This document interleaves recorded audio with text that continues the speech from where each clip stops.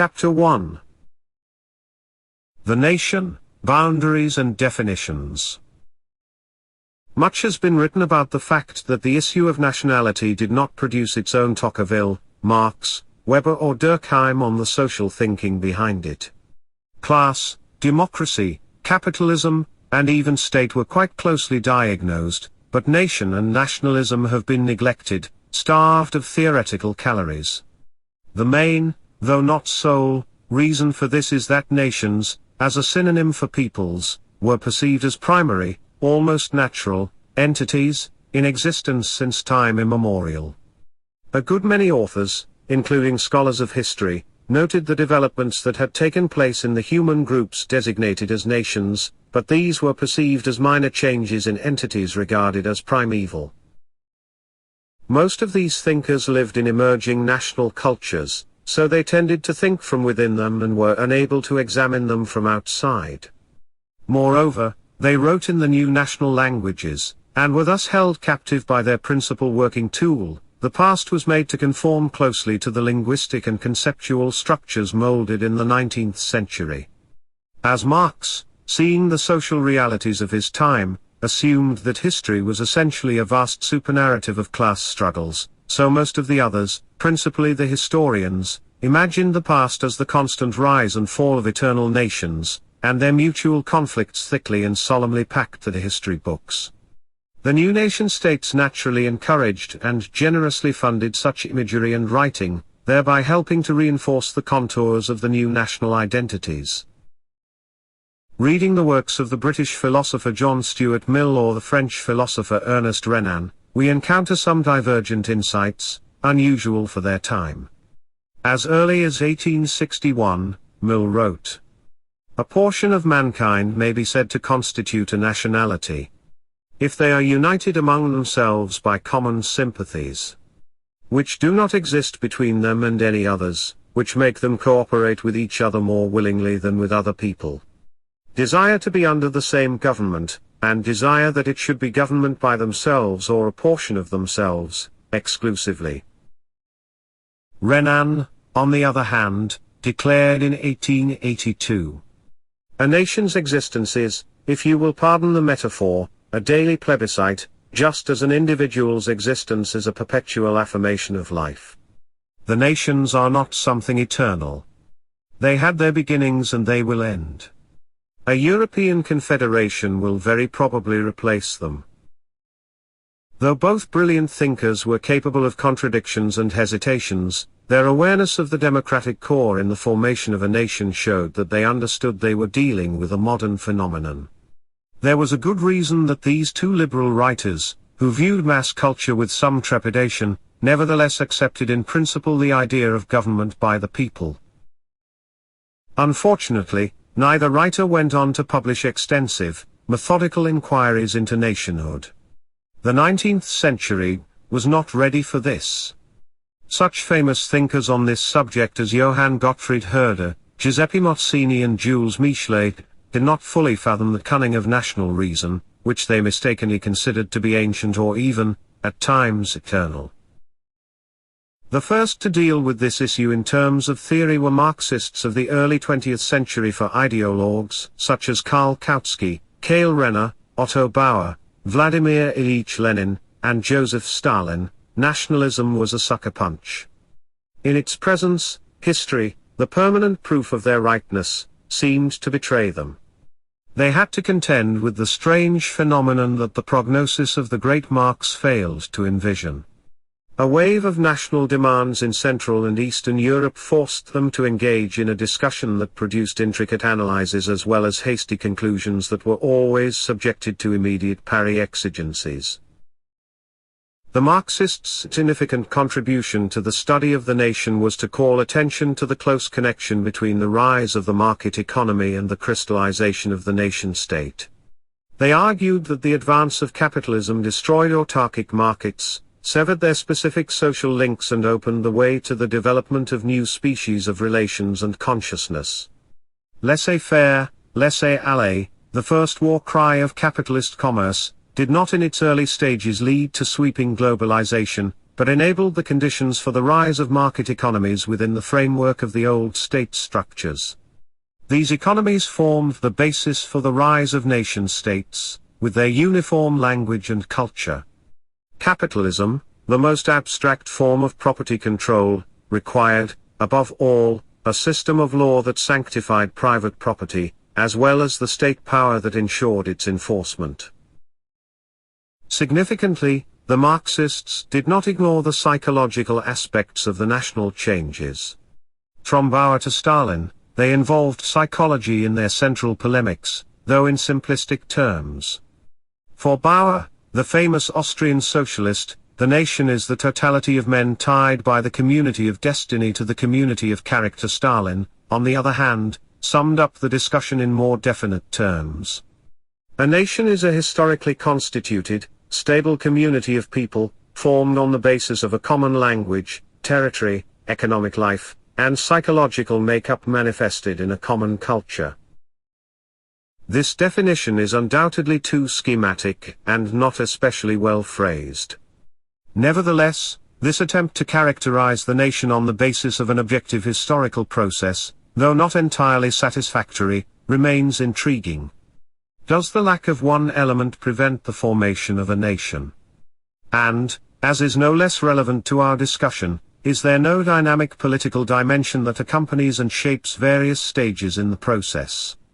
The Marxists' devotion to the theory that holds class struggle to be the key to understanding all of history, as well as their bitter rivalry with national movements in Central and Eastern Europe, which were rapidly outflanking them, prevented their producing more on the national issue than the simplistic rhetoric, whose main purpose was to confront rivals and recruit followers.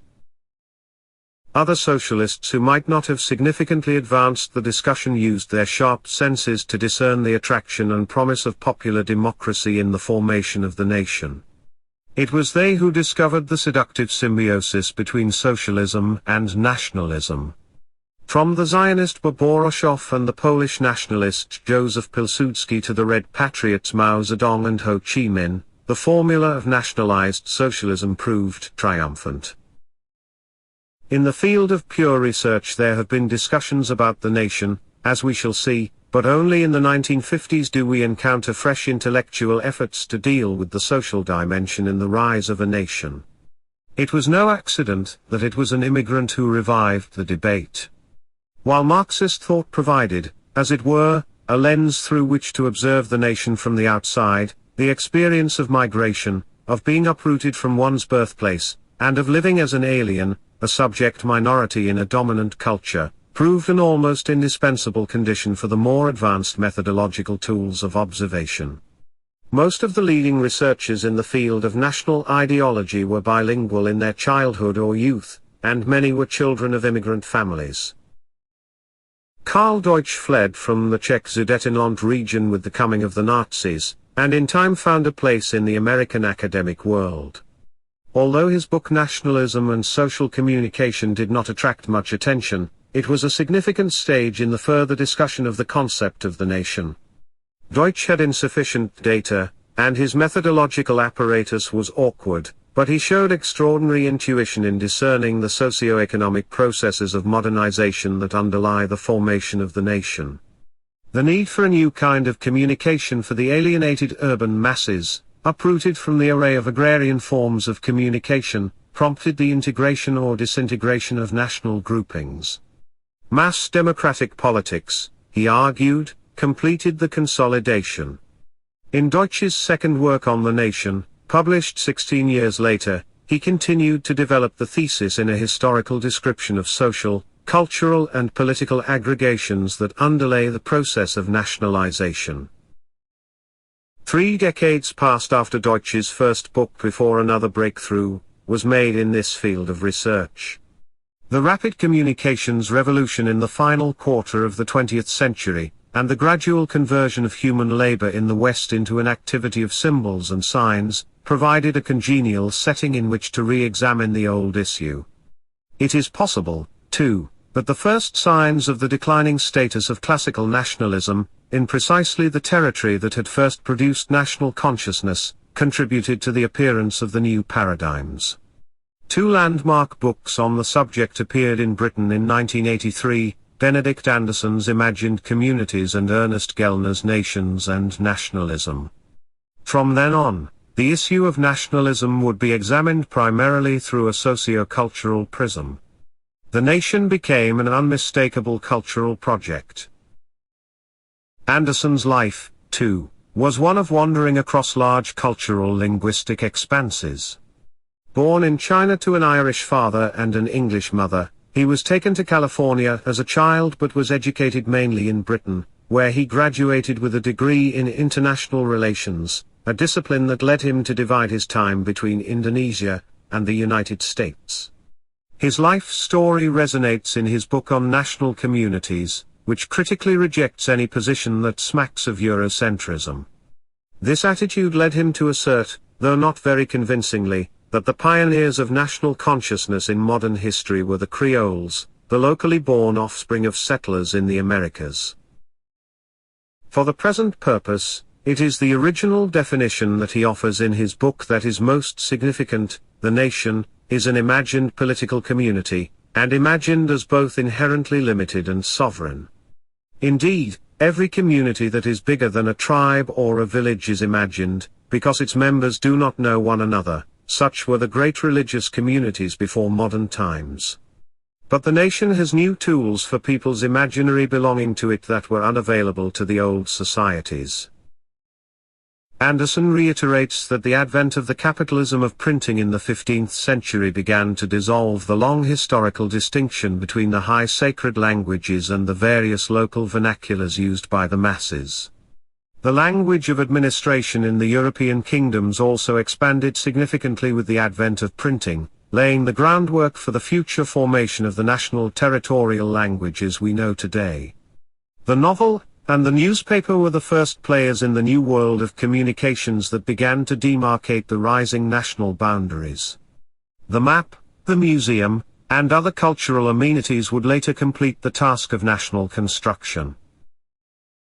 For the contours of the nation to harden, the religious commonwealth and the dynastic kingdom, the two long-standing historical frameworks that preceded the nation, had to be significantly downgraded, both institutionally and conceptually.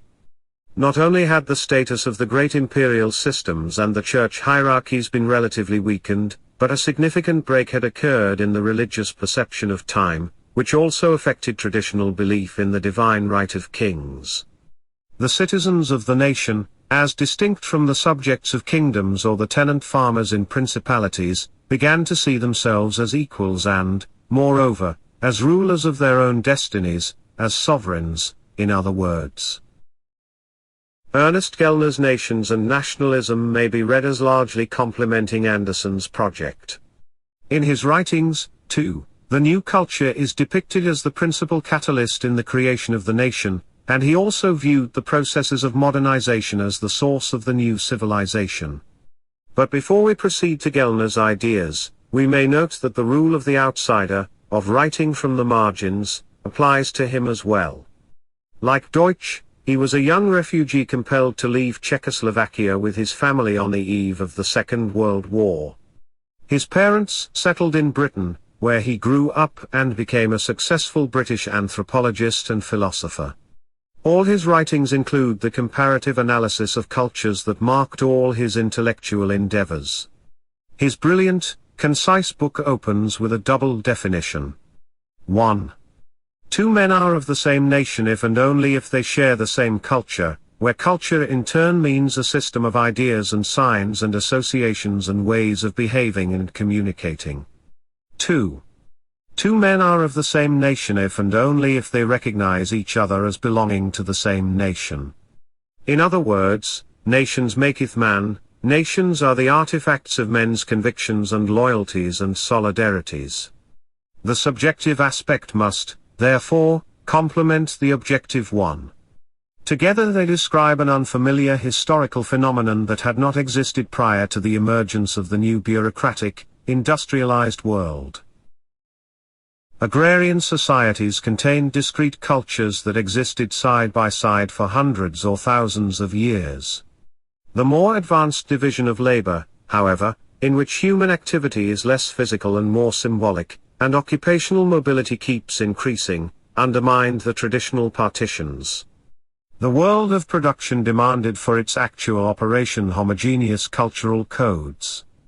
The new occupational mobility, both horizontal and vertical, shattered the insularity of the higher culture and forced it to become an ever-expanding mass culture. Universal primary education and literacy were the essential conditions for a developed, dynamic industrial society. And this, according to Gellner, was the great secret of the political phenomenon known as the nation. Thus the formation of a national group is an unmistakable socio-cultural process, although it can take place only in the presence of some state apparatus, local or alien, whose presence facilitates or stimulates the awakening of a national consciousness, the construction of a national culture, and their continuation. Many scholars expressed reservations about certain premises in Gellner's thesis. Did nationalism always wait for complete industrialization before hoisting its flags and symbols?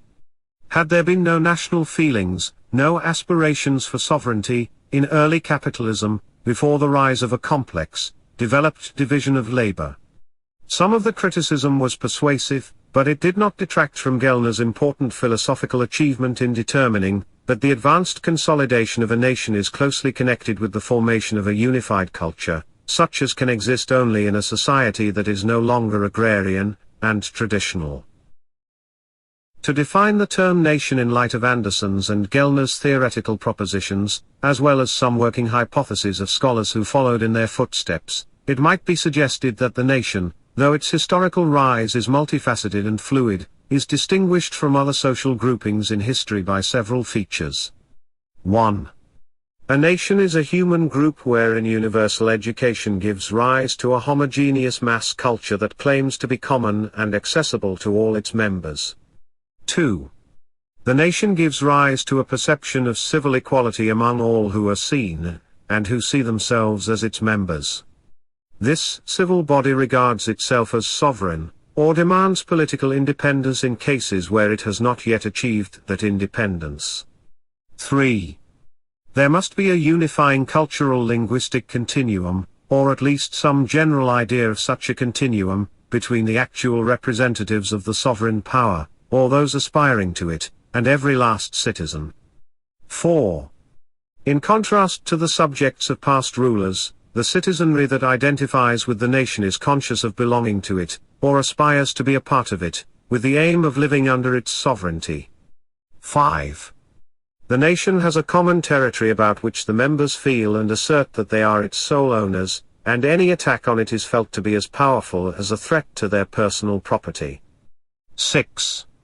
The aggregate economic activity within the boundaries of this national territory, after the achievement of its sovereignty, was more closely interconnected, at least until the late 20th century, than its relations with other market economies. This is, of course, an ideal depiction in the Weberian sense. We have already implied that there are scarcely any nations that do not harbor or coexist with cultural and linguistic minorities, whose integration in the dominant superculture has been slower than that of other groups. Where the principle of civil equality has been slow to apply to them, it has led to constant friction. In exceptional cases, such as Switzerland, Belgium, and Canada, the national state has formally maintained 2 or 3 dominant languages that had developed separately and remained unbridgeable. Furthermore, in contrast to the proposed model, certain productive and financial sectors have eluded the rule of the dominant national market, and have been subjected directly to global supply and demand. But it should be reiterated that only the post-agrarian world, with its altered division of labor, its distinctive social mobility and thriving new communications technologies, has produced conditions conducive to linguistic and cultural homogeneity, leading to an identity and self-awareness not confined to narrow elites or groups, as was always the case in the past, but now broadly manifest among the productive masses. Whereas earlier, in the era of the great empires, through the nature of the feudal and religious fabric, human societies had always been marked by definite cultural linguistic divisions and strata, henceforth all the people, high and low, rich and poor, educated or not, would feel they belonged to a particular nation and, what is no less meaningful, would be convinced they belonged to it in equal degree. The consciousness of legal, civil and political equality, produced mainly by social mobility in the era of commercial, and later of industrialized, capitalism, created an umbrella under which everyone could share an identity. Whoever was not covered or included by it could not be a member of the national body, an immanent aspect of equality. It is this equality that underlies the political demand that construes the people as a nation that warrants full self-government. This democratic aspect, the rule of the people, is utterly modern and clearly distinguishes nations from the older social formations, such as tribes, peasant societies under dynastic monarchies, religious communities with internal hierarchies, even pre-modern peoples. No pre-modern human community manifested an inclusive sense of civil equality or a persistent desire for self-rule that was felt by the entire populace. But when people begin to see themselves as sovereign creatures, there arises the consciousness, or illusion, that enables them to believe they can rule themselves through political representation. This is the attitudinal core of all national expressions in the modern age. The principle of self-determination, accepted since the end of the First World War as a guiding principle in international relations, is to a large extent a universal translation of this process of democratization, demonstrating the sway of the new masses in modern politics. The birth of the nation is undoubtedly a real historical development, but it is not a purely spontaneous one.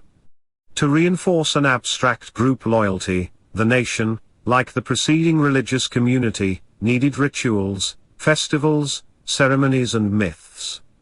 To forge itself into a single, firm entity, it had to engage in continual public cultural activities and to invent a unifying collective memory. Such a novel system of accessible norms and practices was also needed for the overarching consciousness, an amalgamating ideological consciousness, namely, nationalism.